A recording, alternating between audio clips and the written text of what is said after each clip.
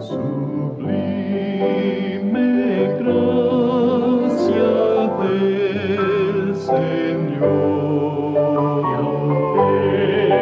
pecador salvó. Fui ciego, mas hoy miro yo, perdido y él me halló. En los peligros o aflicción que yo he tenido aquí, su gracia siempre me libró y me guiará feliz, feliz, guiará feliz.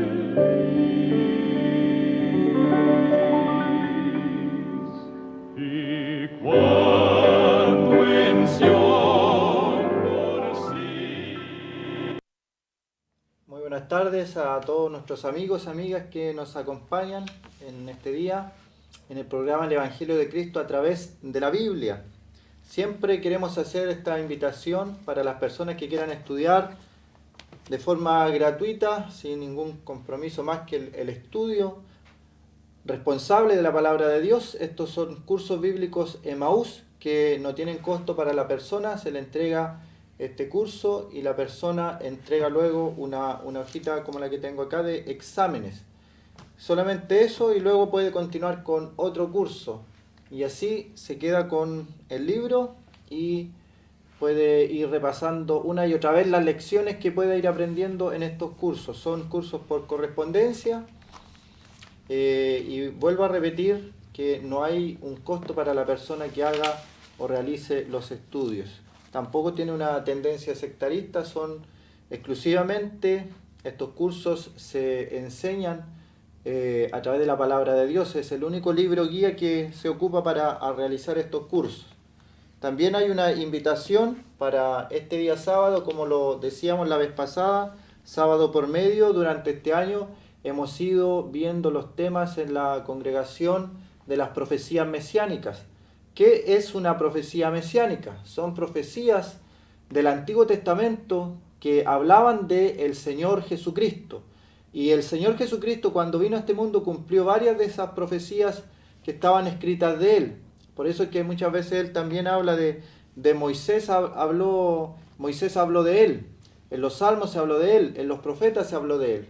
Entonces esas profecías se ven en una clase específica. Este sábado corresponde las profecías mesiánicas de su muerte. Las clases anteriores hemos considerado profecías mesiánicas de su primera venida. La siguiente fue profecías mesiánicas de su ministerio terrenal, cómo estaban escritas todas las cosas que el Señor hizo aquí en la tierra y se cumplieron una a una.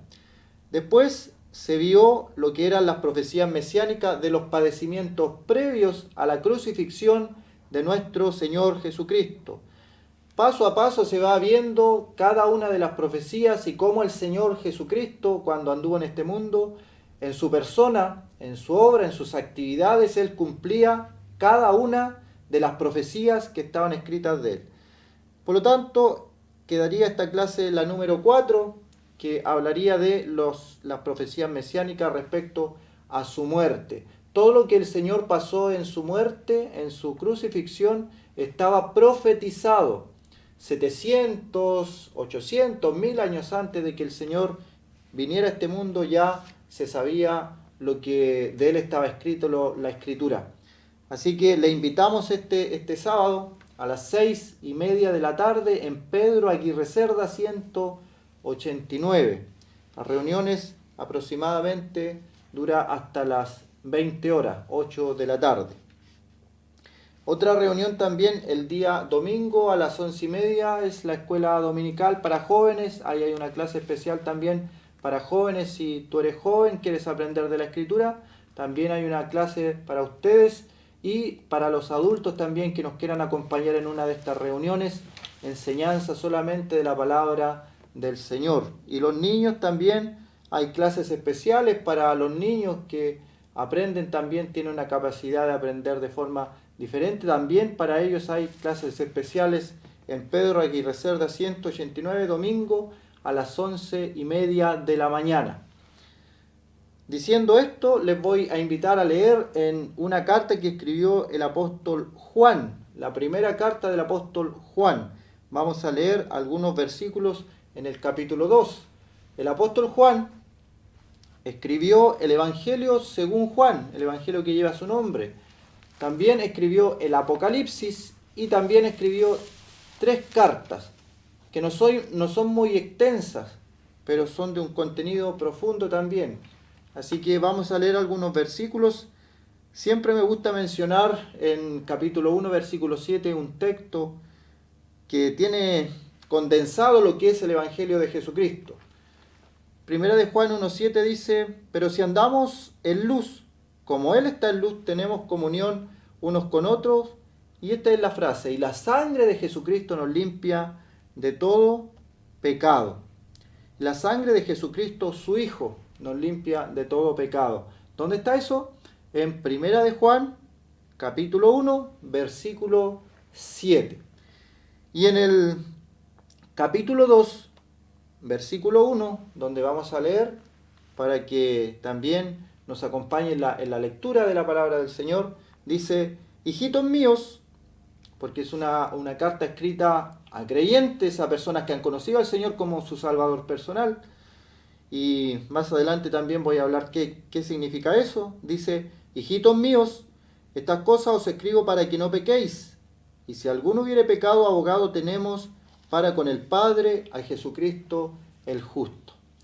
Voy a volver a repetir la primera parte del versículo. Dice: hijitos míos, son personas creyentes, hijitos míos, estas cosas os escribo para que no pequéis.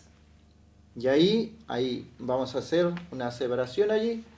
Cómo el Señor nos invita a través de toda la Biblia, a través de toda la Escritura, a que las personas que se acercan a Dios no pequen, se aparten del pecado, se aparten de la maldad, se aparten de la iniquidad, que no tengan nada que ver. Por ejemplo, en la antigüedad el pueblo de Israel no tuviera nada que ver con las costumbres de los pueblos paganos a su alrededor. Y como sabemos que Israel es figura de la iglesia son los llamados fuera, eso significa iglesia, los llamados fuera, los santificados. Entonces este pueblo apartado por Dios, tenemos que santificarnos, tenemos que apartarnos. Estoy hablando ahora a los hermanos. ¿Quién es un hermano cuando decimos hermanos? Pregunta: ¿podemos nosotros decirle a cualquier persona, hola hermano, hola hermana? ¿Podremos acaso decirle nosotros a cualquier persona sin tener un conocimiento previo de su condición espiritual, bienvenido hermano o bienvenida hermana? Según la Escritura, no podríamos decir o referirnos de esta forma a una persona que recién conocemos y llega a nuestra congregación y la saludamos, bienvenido hermano. No podríamos, a no ser que conversemos con la persona y sepamos que también es un hijo de Dios, que se ha convertido al Señor Jesucristo, que sus pecados han sido lavados por la sangre del Cordero, que ha reconocido que el Señor Jesucristo vino a este mundo para salvarle a él también como a mí. Y ahí podríamos entonces decir: es mi hermano, es mi hermana. Pero no todos somos hermanos, no todos somos hijos de Dios. Se ha explicado en otras ocasiones abundantemente que no nacemos hijos de Dios, nacemos como criaturas de Dios. Dios es nuestro creador.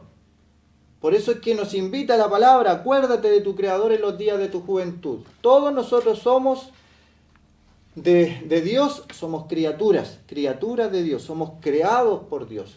Pero de ahí a ser llamados hijos de Dios, hay que pasar por esta etapa de la conversión, convertirse de las tinieblas a la luz.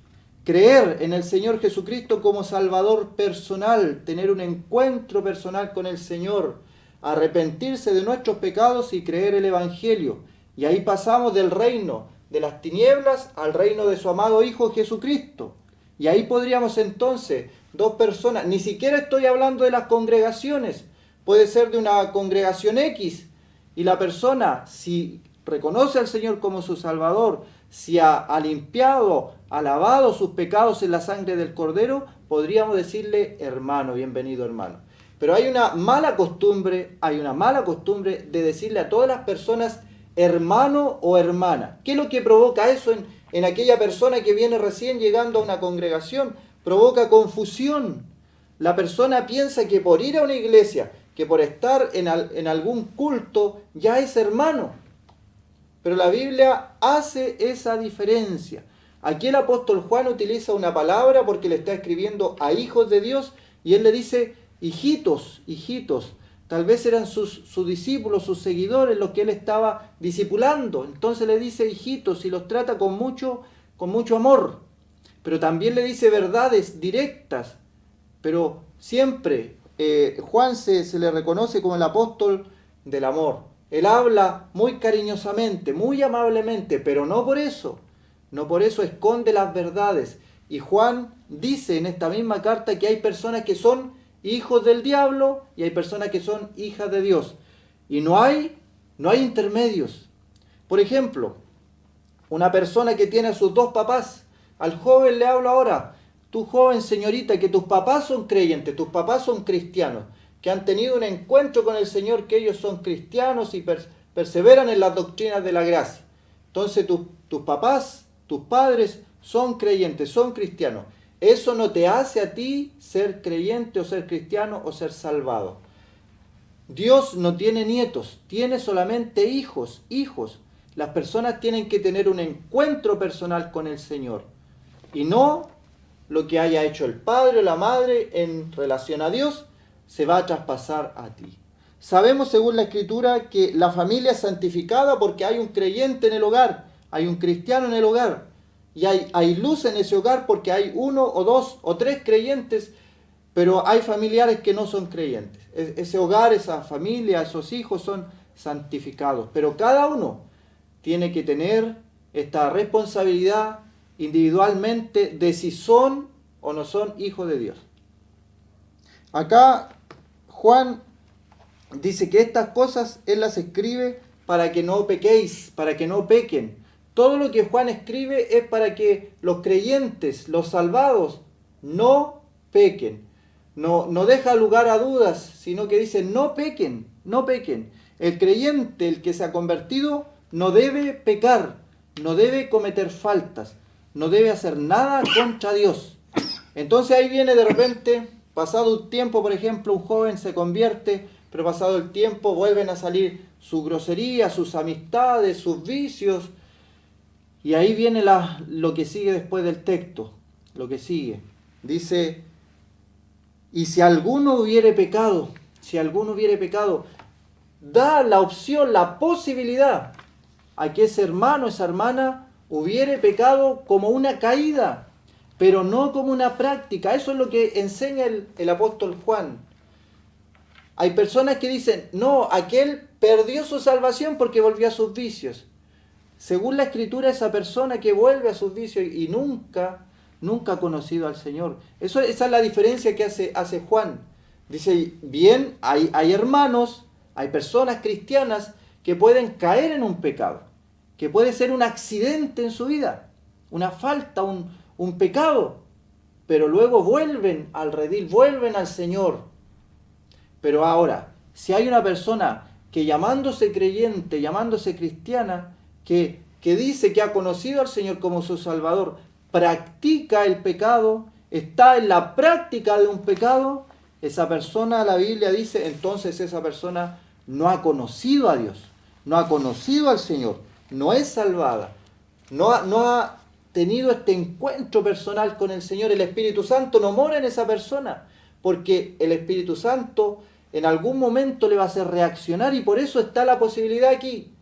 Leámoslo de nuevo lo que dice el verso 1. Dice, estas cosas, hijitos, Estas cosas os escribo para que no pequéis, para que no pequen, para que no hierren, para que no hagan nada contra Dios, para que todos esos vicios del mundo ustedes los dejen de lado.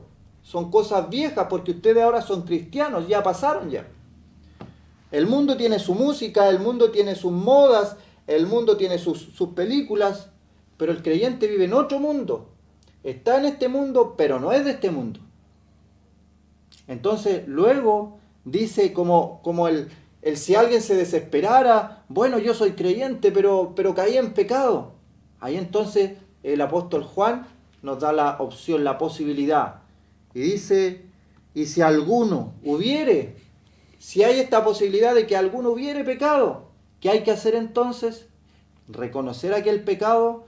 Si confesamos, dice en otro texto, si decimos que no tenemos pecado, nos engañamos a nosotros mismos y la verdad no está en nosotros, dice el mismo apóstol. La verdad no está en nosotros cuando decimos, ay, yo no tengo pecado. O nos consideramos más santos que el de al lado, o que la vecina o el vecino. Si somos creyentes, si somos cristianos, si somos salvados por la sangre del Señor, si Él ha limpiado nuestra alma, es porque nos hemos dado cuenta de que somos pecadores.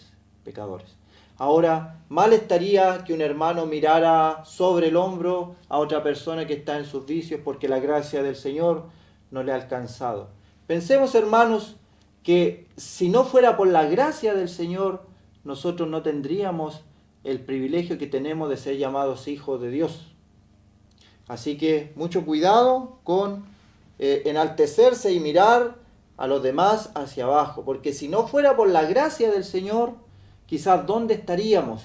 Perdidos en los delitos y pecados de este mundo, de donde muchos de los que somos creyentes sabemos, lo sabemos, tú lo sabes, si eres hijo de Dios, sabes de dónde el Señor te sacó, yo sé de dónde el Señor me sacó. No tenemos de qué gloriarnos entonces, no tenemos de qué enorgullecernos entonces, porque nada de lo que tenemos es nuestro, sino que lo recibimos de parte de Dios.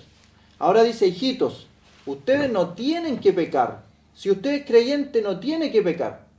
No debe pecar, porque tiene el Espíritu Santo morando en su persona, porque el Espíritu Santo le guía toda la verdad, toda la justicia, toda la santidad, porque sin santidad ninguno verá al Señor.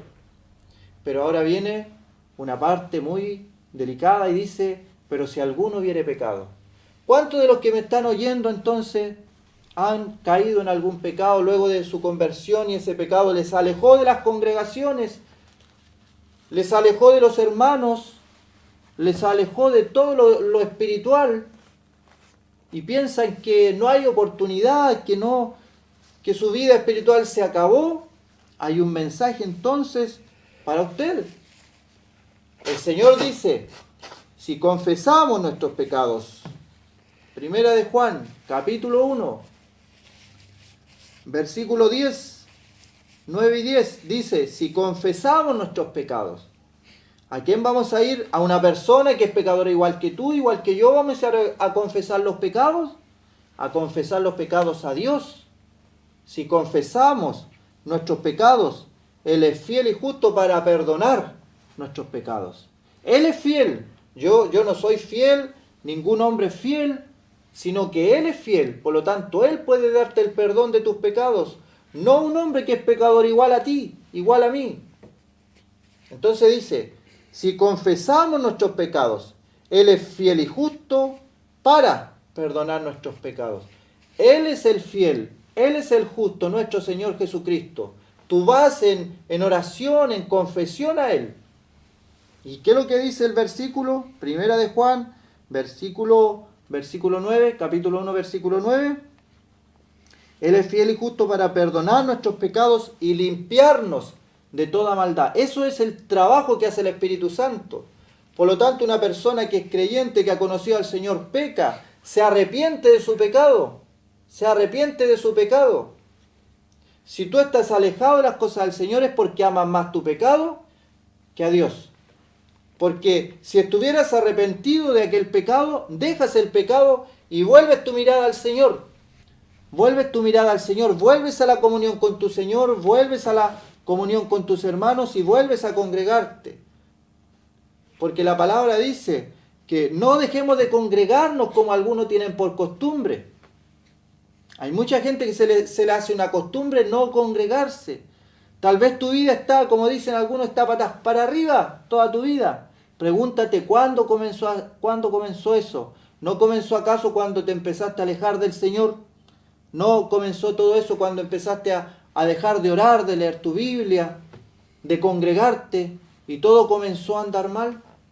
Muchas veces el creyente, y lo hemos dicho, tenemos dificultades, tenemos problemas, pero acudimos al Señor en oración y el Señor nos da el consuelo necesario, la palabra justa, la persona indicada que nos da el consejo.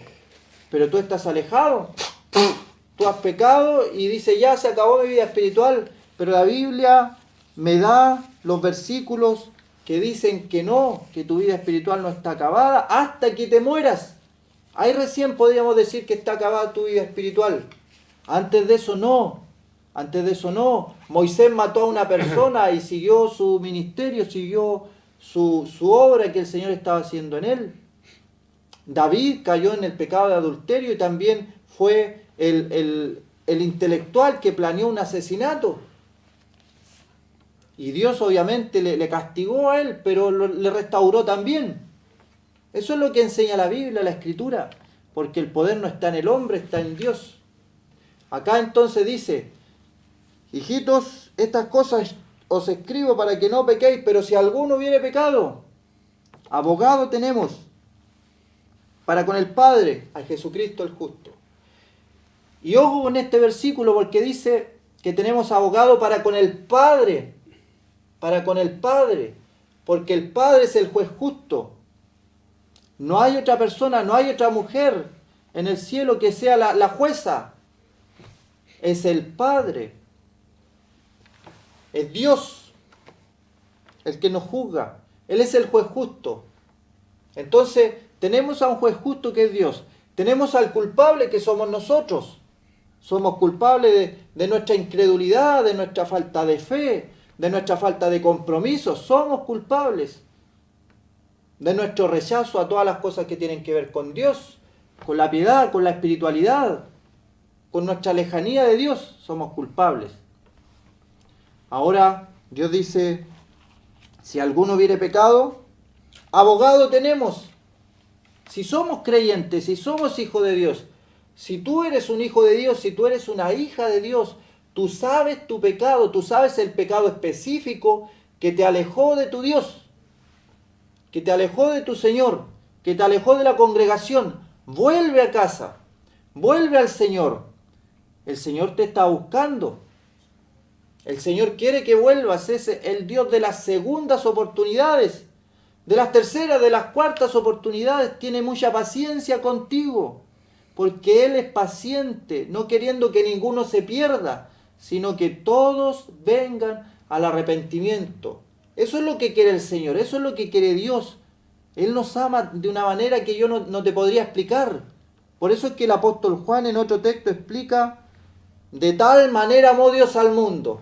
O sea, es un amor tan grande que Él no puede explicarlo de otra forma y dice, de tal manera amó Dios al mundo que ha dado a su Hijo unigénito para que todo aquel que en Él cree no se pierda, mas tenga vida eterna. Ahora, si una persona reconoce al Señor como su Salvador personal, viene a morar el Espíritu Santo en uno, ¿esa persona de ahí en adelante va a vivir una vida perfecta? No, porque no somos perfectos. Varias personas llaman y piden por restauración. Esto es la restauración. Reconoce tu pecado. Si tú eres creyente y has caído, reconoce tu pecado. Pero vuelve a la casa del Padre. Vuelve a congregarte, vuelve a tomar esa Biblia que hace tiempo que no la lees, vuelve a orar, aquellas largas oraciones en el secreto de tu cuarto, de tu pieza. Ya no la haces, ya no lees de la forma que leías antes tu Biblia. Entonces, ¿cómo quieres o cómo pretendes que tu vida ande bien si tú eres un hijo de Dios y estás alejado? Estás como aquel hijo pródigo, viendo los cerdos, deseando comer lo que comen ellos y tampoco tienes. Vuelve a la casa del Padre, vuelve en sí, en la casa del Padre. ¿Cuántos privilegios tenías y ahora ya no los tienes? No disfruta de toda la abundancia que hay en la casa de tu padre. No estás disfrutando todos los beneficios. Por el amor a ese pecado, que es más fuerte que ti de ninguna manera. Si tú eres creyente, si tú eres una creyente, tú tienes al Espíritu Santo de Dios, que es más poderoso que todas las cosas en este mundo. El Espíritu Santo te convence de pecado, de justicia y de juicio.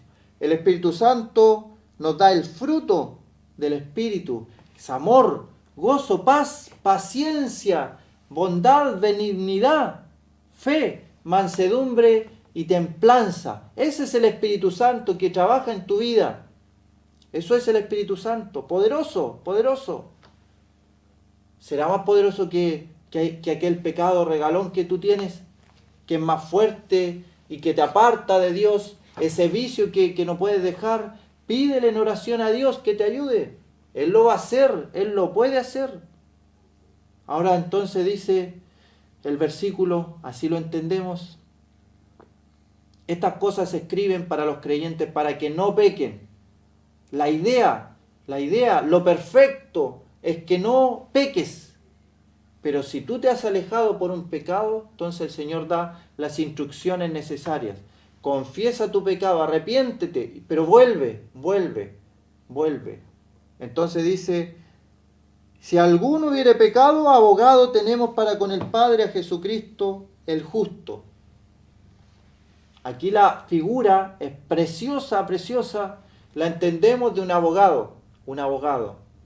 A veces yo he escuchado cuando aparecen las noticias, todo el mundo sabe que esa persona es culpable. Y el abogado lo defiende como si fuera inocente. Aunque todo el mundo diga que es culpable, aunque las evidencias digan que es culpable, el abogado dice: yo soy su abogado defensor y estoy defendiendo a mi cliente. Esa es la figura del abogado. El abogado es un abogado justo, un abogado que está a la diestra de Dios el Padre defendiendo. Así que aprovecha esta oportunidad, aprovecha este versículo, esta verdad, apropiate de esta verdad, de estos versos. Tenemos al Señor Jesucristo, el que su vida, toda su vida es perfecta. Toda su vida es perfecta. Entonces Él es nuestro abogado para los creyentes, es nuestro sustituto. Y dice, le agrega, podría dejar ahí nomás abogado Jesucristo, pero agrega Jesucristo el justo, el justo. ¿Qué significa eso? ¿Por qué lo agrega? ¿Por qué agrega esa palabra, el justo? Porque el Señor Jesucristo es impecable, Él no pecó nunca, ni de obra ni de pensamiento, una persona perfecta, una persona que cumplió la ley. De principio a fin Él cumplió la ley para presentarse santo, puro y sin mancha en el altar que Dios había preparado, que era la cruz del Calvario.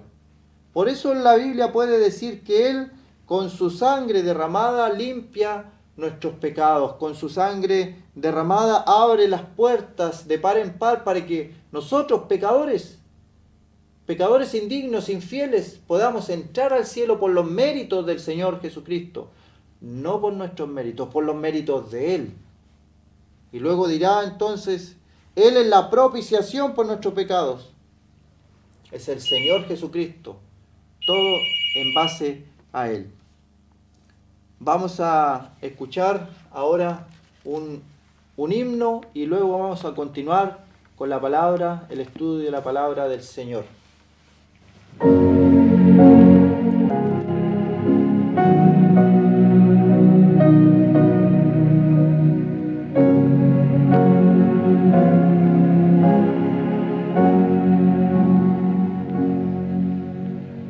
Cerca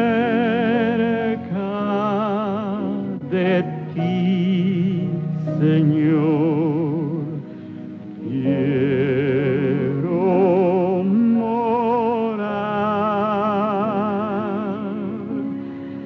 Tu grande tierno amor quiero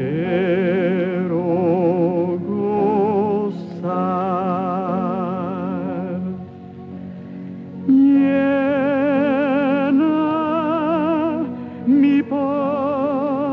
podré ser limpia mi corazón.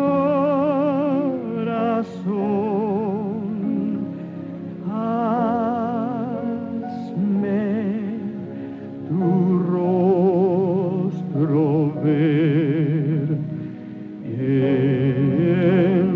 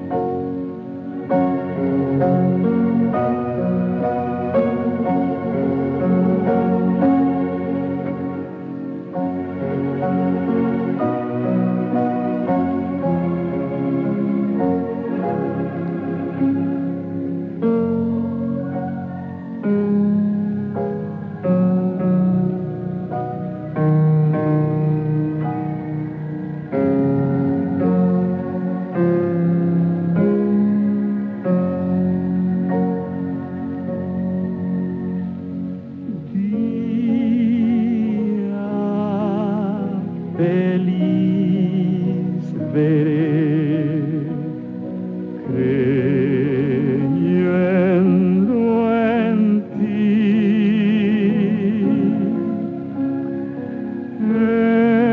en que yo habitaré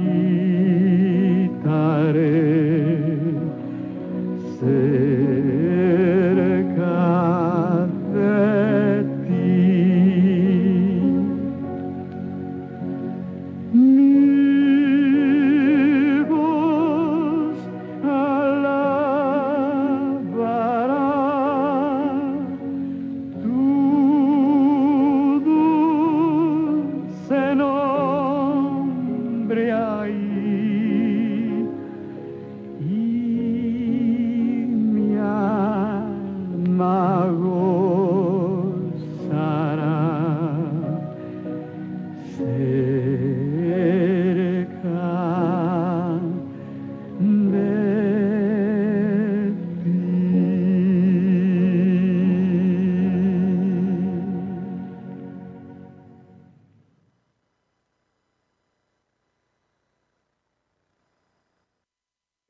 Queremos nuevamente dar la bienvenida a nuestros amigos y hermanos que están en sintonía y le invitamos a que lea junto con nosotros en la palabra de Dios, si tiene una Biblia a mano. Estamos en el libro de los Hechos, en el capítulo 20. Vamos a leer desde el versículo 7 en esta tarde. Dice: el primer día de la semana, reunidos los discípulos para partir el pan, Pablo les enseñaba habiendo de salir al día siguiente, y alargó el discurso hasta la medianoche. Y había muchas lámparas en el aposento alto donde estaban reunidos, y un joven llamado Eutico, que estaba sentado en la ventana rendido de un sueño profundo, por cuanto Pablo disertaba largamente, vencido del sueño, cayó del tercer piso abajo y fue levantado muerto. Entonces descendió Pablo y se echó sobre él, y abrazándolo dijo: no os alarméis, pues está vivo. Después de haber subido y partido el pan y comido, habló largamente hasta el alba, y así salió. Y llevaron al joven vivo y fueron grandemente consolados. Nosotros, adelantándonos a embarcarnos, navegamos a Asón para recoger allí a Pablo, ya que así lo había determinado, queriendo ir por tierra. Cuando se reunió con nosotros en Asón, tomándole a bordo, vinimos a Mitilene, y navegando de allí al día siguiente llegamos desde Quío, y al otro día tomamos puerto en Samos, y habiendo hecho escala en Trogilio, al día siguiente llegamos a Mileto, porque Pablo se había propuesto pasar de largo a Éfeso para no detenerse en Asia, pues se apresuraba por estar en el día de Pentecostés, si le fuese posible, en Jerusalén. Enviando pues desde Mileto a Éfeso, hizo llamar a los ancianos de la iglesia. Cuando vinieron a él, les dijo: vosotros sabéis cómo me he comportado entre vosotros todo el tiempo, desde el primer día que entré en Asia, sirviendo al Señor con toda humildad y con muchas lágrimas y pruebas que me han venido por las acechanzas de los judíos. Y como nada que fuese útil, he rehuido de anunciaros y enseñaros públicamente y por las casas, testificando a judíos y a gentiles acerca del arrepentimiento para con Dios y de la fe en nuestro Señor Jesucristo. Ahora he aquí ligado yo en espíritu, voy a Jerusalén, sin saber lo que allá me ha de acontecer, salvo que el Espíritu Santo por todas las ciudades me da testimonio diciendo que me esperan prisiones y tribulaciones, pero de ninguna cosa hago caso, ni estimo mi vida preciosa para mí mismo, con tal que acabe mi carrera con gozo y el ministerio que recibí del Señor Jesús para dar testimonio del Evangelio de la gracia de Dios. Ahora, he aquí yo sé que ninguno de todos vosotros, entre quienes he pasado predicando el reino de Dios, verá más mi rostro. Por tanto, yo os protesto en el día de hoy que estoy limpio de la sangre de todos, porque no he rehuido anunciaros todo el consejo de Dios. Por tanto, mirad por vosotros y por todo el rebaño en que el Espíritu Santo os ha puesto por obispo, para apacentar la iglesia del Señor, la cual Él ganó por su sangre, por su propia sangre. Porque yo sé que después de mi partida entrarán en medio de vosotros lobos rapaces, que no perdonarán al rebaño. Y de entre vosotros mismos se levantarán hombres que hablen cosas perversas para arrastrar tras sí a los discípulos. Por tanto, velad, acordándoos que por 3 años de noche y de día no he cesado de amonestaros con lágrimas a cada uno. Y ahora, hermanos, os encomiendo a Dios y a la palabra de su gracia, que tiene poder para sobreedificaros y daros herencia con todos los santificados. Ni plata, ni oro, ni vestido de nadie he codiciado. Antes vosotros sabéis que para lo que me ha sido necesario a mí y a los que están conmigo, estas manos me han servido. En todo os he enseñado que trabajando así se debe ayudar a los necesitados y recordar las palabras del Señor Jesús, que dijo: más bienaventurado es dar que recibir. Cuando hubo dicho estas cosas, se puso de rodillas y oró con todos ellos. Entonces hubo gran llanto de todos, y echándose al cuello de Pablo le besaban, doliéndose en gran manera por la palabra que dijo, que no verían más su rostro, y le acompañaron al barco. Deseamos que la lectura de la palabra de Dios sea de provecho. En el relato que hemos venido y estamos considerando, relato que hace Lucas, el discípulo amado, el médico amado, aquel que escribió también el Evangelio que lleva su nombre, y que él relata todos los hechos que sucedieron en el ministerio del apóstol Pablo, especialmente en estos viajes y en este viaje último en que él va con destino a Roma para comparecer ante el César. Él no ha cometido ninguna falta en contra de la sociedad, sino solamente la acusación que hay contra él es porque él anuncia el Evangelio de Cristo, y le han acusado falsamente de anunciar otro rey aparte del César. Y este rey, por supuesto, que anunciaba Pablo, era el Señor Jesucristo, quien vino en esta primera oportunidad no para instaurar un reino terrenal, sino más bien él vino a reinar en el corazón de todos aquellos que le hemos recibido como nuestro Señor, como nuestro Salvador personal.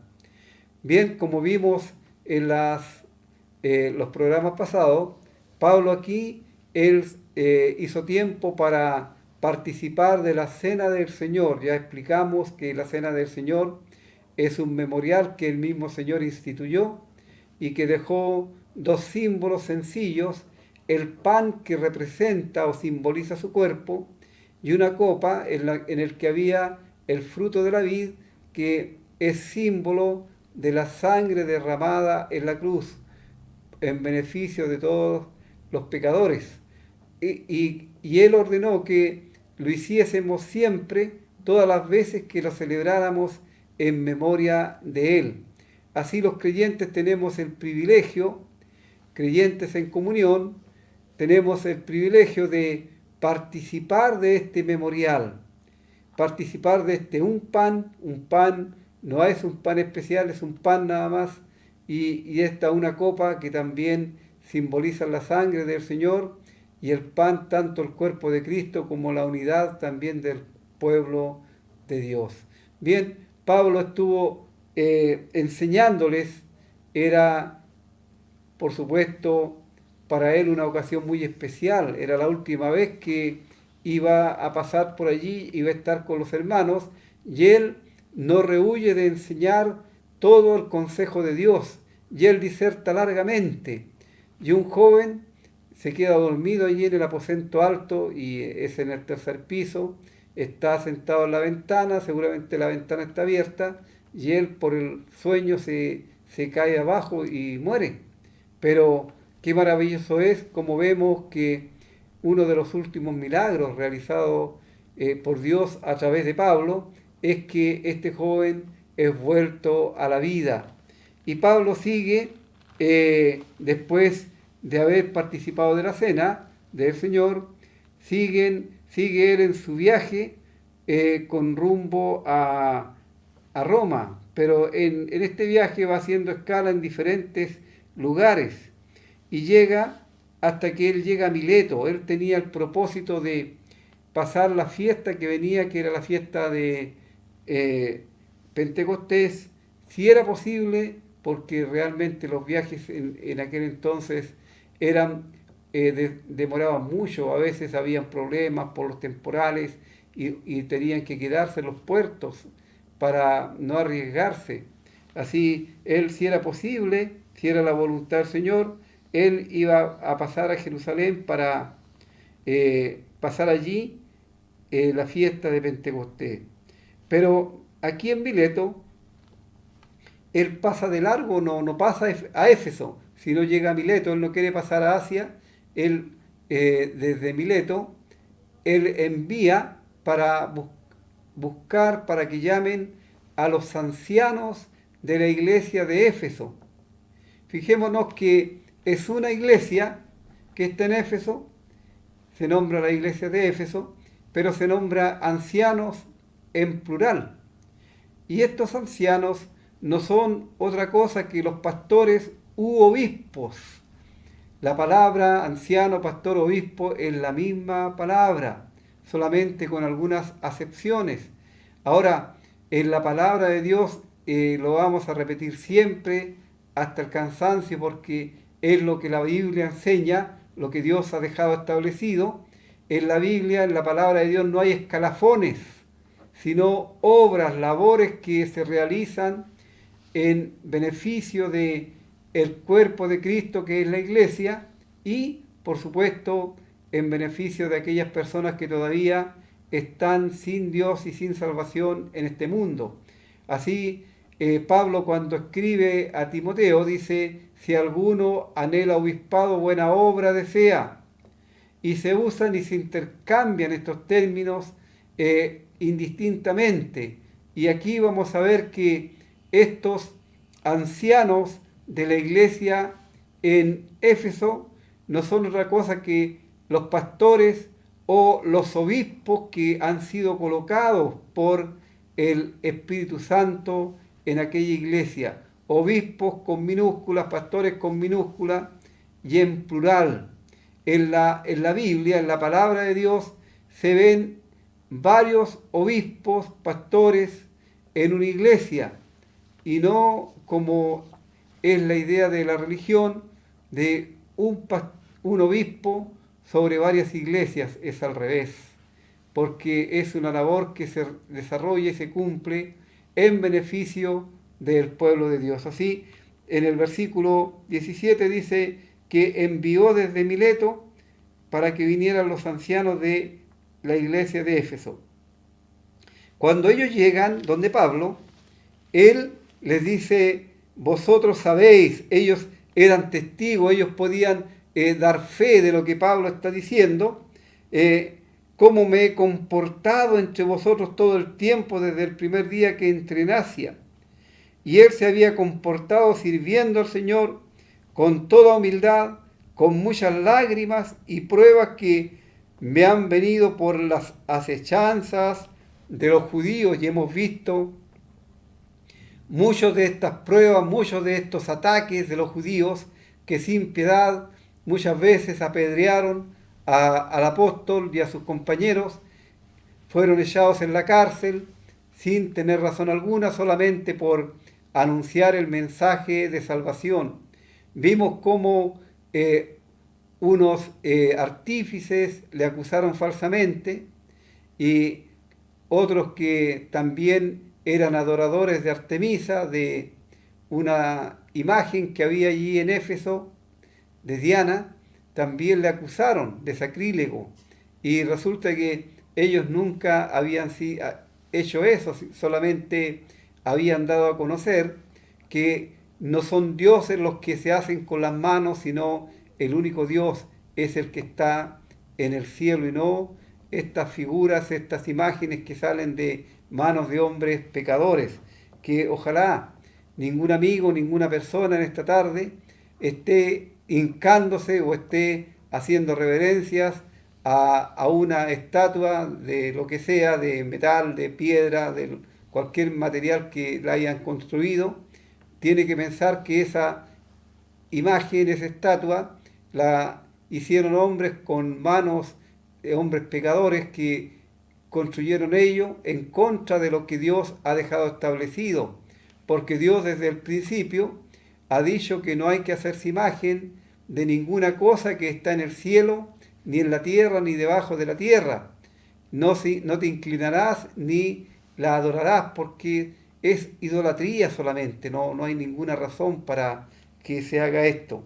Así, Pablo dice: yo entré en este lugar sirviendo al Señor con humildad. La humildad y las lágrimas fueron una señal evidente del amor que Pablo sentía por las almas perdidas, ya que él no se volvió, no sintió miedo ni estimó su vida preciosa, sino él se entregó por completo, no importa lo que le sucediera, con tal de que algunos pudieran pasar de muerte a vida, pudieran pasar de estar destituidos de la gloria de Dios a ser hijos de Dios, porque es eso lo que el Señor Jesús vino a hacer. Él no vino a instaurar una religión, sino Él vino a salvar lo que se había perdido. Dice: sirviendo al Señor con muchas lágrimas y pruebas que me han venido por las acechanzas de los judíos, y como nada que fuese útil he rehuido anunciaros y enseñaros públicamente y por las casas. Pablo enseñó toda la doctrina, todo el cuerpo de doctrina a los creyentes, porque en ese tiempo en que Pablo está hablando, el Nuevo Testamento no estaba escrito, solamente tenían el Antiguo Testamento. Así no tenían a disposición los creyentes todo el cuerpo de doctrina que para la iglesia está escrito precisamente en las cartas del Nuevo Testamento. En el Antiguo Testamento lo que vemos es la ley e Israel, pero no debemos confundir las cosas ni mezclarlas. La iglesia que nació el día de Pentecostés, en el capítulo 2 del libro de los Hechos, todas las instrucciones para la iglesia están contenidas en las cartas, en las epístolas. Así, Él enseñó, y Él enseñó no solamente en las sinagogas o en los lugares donde ellos se reunían, donde se reunía la iglesia, sino también por las casas, porque muchas iglesias se reunían en casas de creyentes. Y seguramente Él visitó también a muchos creyentes en forma individual, en sus casas, para enseñarles. Y Él, dice, daba testimonio o testificaba a judíos, a los judíos, a todos los que pertenecen al pueblo de Israel, y a gentiles, todos aquellos que no son israelitas, no son del linaje de Israel, que pertenecen a las demás naciones o a las gentes, es el mismo término, acerca del arrepentimiento para con Dios y de la fe en nuestro Señor Jesucristo. El arrepentimiento tiene que ver, como lo hemos enseñado muchas veces, con un cambio de actitud del ser humano para con Dios. Se da cuenta que está perdido y que es su pecado que le está llevando a la condenación, y ve que Jesucristo, el Hijo de Dios, Él murió en la cruz para salvar a todo aquel que, confiando en su obra expiatoria, la única obra expiatoria que puede dar salvación, le pide que le salve. Dios le salva, porque Dios, al que a Él viene, no le echa fuera. Así, Él les anunció el mensaje del Evangelio. Y esa era la razón por la cual estas personas habían recibido a Cristo como su Salvador personal, habían conocido la verdad de Dios y la habían aceptado. Habían creído en la palabra no de Pablo, sino en la palabra de Dios que Pablo, el apóstol, entregaba. Pablo, un emisario, un enviado de Dios para entregar el mensaje de salvación. Y ellos creyeron la palabra de Dios. Y ahora Él está entregando estas últimas instrucciones y Él dice: ahora he aquí, ligado yo en espíritu, voy a Jerusalén, sin saber lo que allá me ha de acontecer. No importa, dice Él, yo voy a Jerusalén, allá no sé qué va a pasar conmigo, qué me van a hacer, qué va a suceder con respecto a las autoridades y a los enemigos que tantas acechanzas, que tantas trampas habían puesto a Pablo para quitarle la vida. Y Pablo dice: salvo que el Espíritu Santo por todas las ciudades me da testimonio, diciendo que me esperan prisiones y tribulaciones. Las prisiones tienen que ver con los encarcelamientos que Pablo sufrió. Y las tribulaciones, por supuesto, con las acechanzas, los ataques de los judíos, y también con cómo se vivía en aquellas mazmorras insalubres, en donde no eran lugares para seres humanos realmente, pero que allí él llegó a estar preso, y él nunca dijo que estaba preso del Imperio Romano, sino más bien era un prisionero de Jesucristo. La razón de sus prisiones era el anunciar el Evangelio de la gracia de Dios. Así Pablo dice: de ninguna cosa hago caso.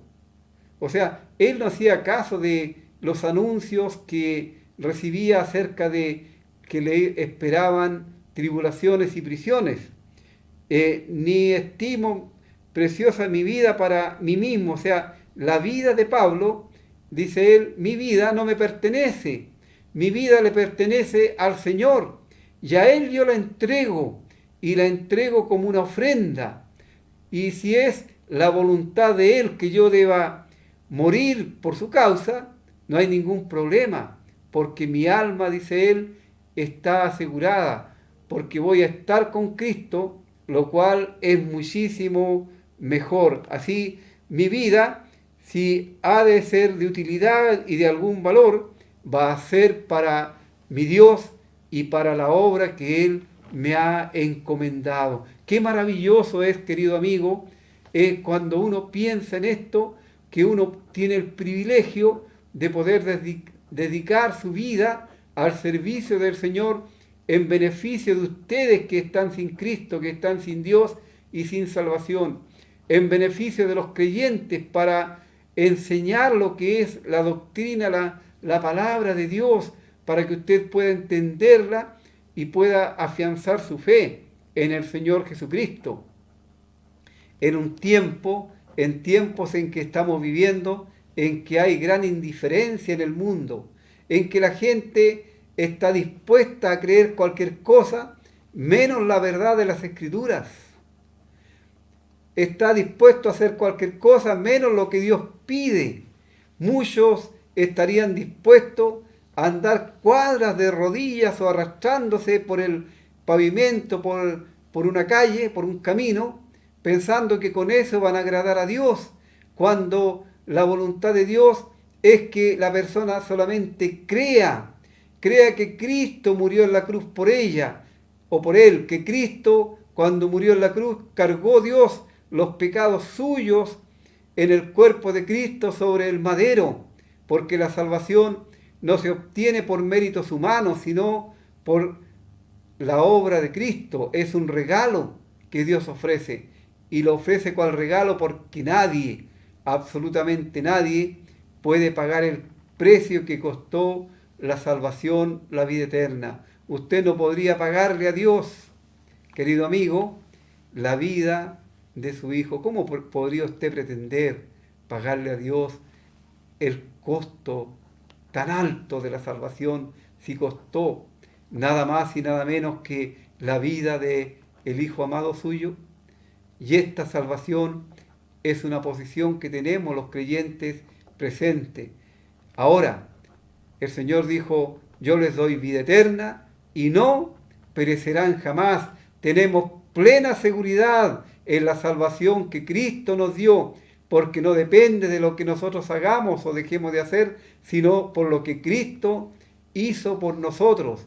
Y Él es quien nos garantiza que esta salvación es eterna. ¿Por qué? Porque Él ha enviado a morar el Espíritu Santo en nosotros, y nosotros, nuestros cuerpos, son templos del Espíritu Santo. En Él vive el Espíritu Santo, y Él es quien nos guía a toda verdad y a toda justicia. Así el apóstol dice: mi vida es valiosa, pero para seguir en la obra de Dios, con tal que acabe mi carrera con gozo.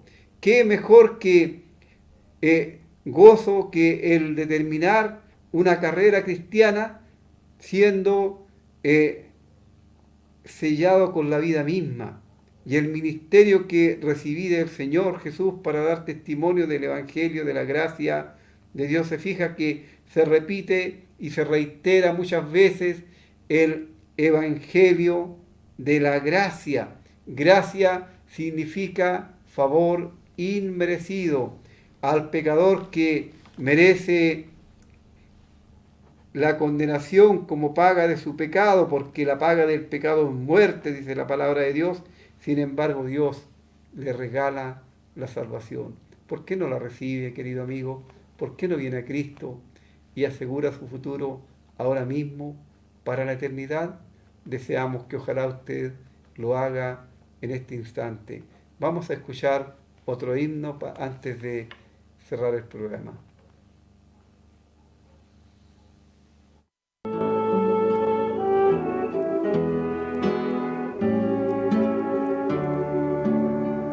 Jesús el buen pastor, mostrando su tierno amor, del vil abismo me sacó, su mano me extendió, del lodo me levantó, mis pasos me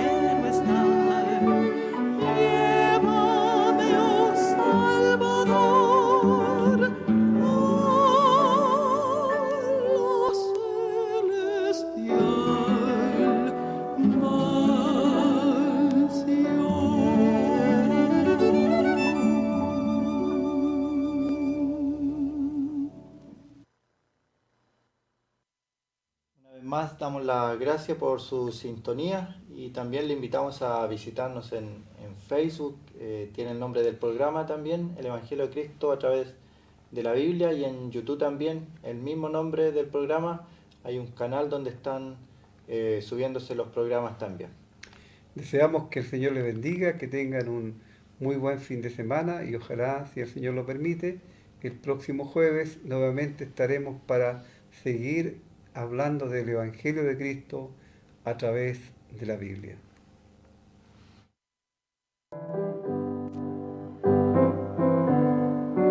Su